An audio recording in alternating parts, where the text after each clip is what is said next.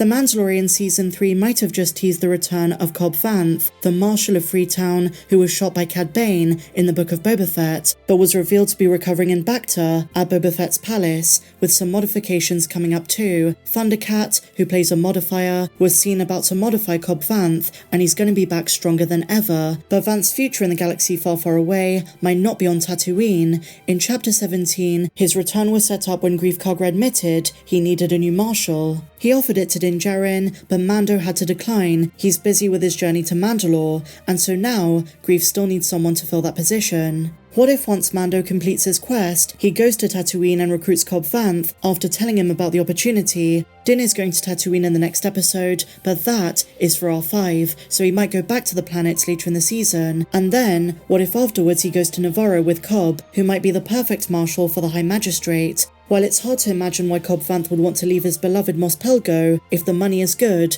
Vanth might agree. He might be looking for a fresh start. And besides, at the end of the Book of Boba Fett, Tanti the Weequay bartender looked like he was about to take up a leadership position, and he could watch the town while Cobb is away. I really love this theory. Share your thoughts on it in the comments down below. And so now guys, Emily Swallow, who plays the coolest yet most mysterious character in The Mandalorian, the Armourer, recently spoke to Nerdist about what's to come for her in Season 3. Now while she was tight-lipped about many things, she did hint at some very interesting plot points that will lead to us better understanding her character. We'll have a better understanding of who she is by the end of the season, and just like Din, Grogu and Bo-Katan, she herself has a character arc, one that is ever evolving. Even though Emily herself doesn't know too much, apart from what she filmed, the actors are not told about what goes on in scenes they're not involved in. But in the interview she addressed Din Djarin's redemption, and she teases that the Armourer is more open to the possibility of forgiveness than we realise, mainly because Mando never actually told her why he removed his helmet, just that he did. But what she's saying is that the fine print matters. We are all under the assumption that the Armourer is close-minded, especially when it comes to matters outside the tribe's strict rules, and while that is true to some extent, Emily hints that a character is more malleable than we see in Chapter 17. It sounds as though Din might open her mind even more. Here's what she said: "I think Din has changed her, because I don't think she's had such a personal relationship with someone like him. She's probably mentored other people and had other apprentices. I think she is a mentor figure to a lot of people, but not in the way she is to Din. Mando is different. Maybe he's already done what he was supposed to do, or maybe not. I think she's always open to possibility. That's what I mean when I say she's hopeful. She's always open to possibility." Emily puts emphasis on the importance of the relic that Din shows her at the start of the season, that piece of Mandalore's surface. It almost blew her mind that a traveller went there successfully and brought a piece back to the Jawas that Din bought, because until that moment in her mind, she thought it was so glassed and destroyed that it was inhabitable. But Mando gives her a bit of hope. He's always surprising her. He's punching holes in her mindset, in her little bubble. Emily teases that moment is so important for later on. I mean, sure, Mandalore's a wreck, but she believed it was way worse, and her superstitions don't help, ones that she passed down to Din that Bo-Katan told him are bogus. So there's an interesting future in the cards for her, especially when she meets Bo-Katan and they all go to Mandalore together. It is said they're all going to reunite at the end. And it sounds as though Mando's going to convince her he removed his helmet for a good reason to save Grogu, the other half of Clan Mudhorn. She might be more understanding, or maybe he's going to convert her away from this mentality. Emily says that Din challenged her in ways she's never been challenged before, and they're learning from each other.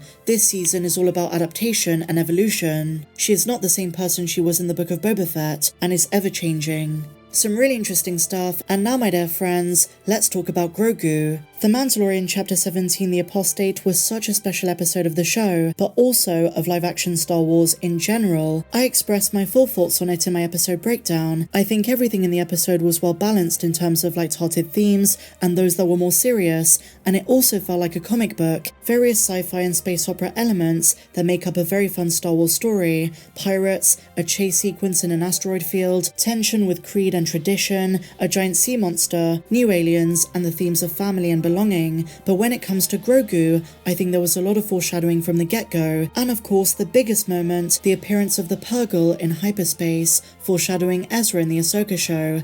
But Grogu himself did seem to have a connection to them as well. And it got me thinking, everything we know about Grogu is presumptuous through his body language or through others because he can't talk yet. Now of course there was that Force connection moment in chapter 13 with Ahsoka, and that's where we learned his name, the fact he trained at the Jedi Temple during the Clone Wars on Coruscant, and so on. But as I mentioned in yesterday's video, things are about to change. Dave Filoni mentioned in a new interview that Grogu's gonna talk sooner rather than later, and that could be this season. And I started thinking about why Jon Favreau and Dave Filoni want him to talk, what could be the purpose, and more than that, what will he say? Could he reveal he knew Yoda, maybe he was his son, and other secrets of his past? Is it just going to be baby talk, or is it going to be full-on dialogue? Because there is always the possibility he's been repressing his abilities to speak for many years due to PTSD after his mind goes dark, but for his species, he is still an infant, so this might be the first time communicating, in which case, it's just going to be one or two words. Either way, getting the character talking means that eventually, he is going to tell us more, and there is a very fascinating theory we're going to look at in a minute that explains that when he does start talking, it could have galaxy-ranging repercussions. We might learn the truth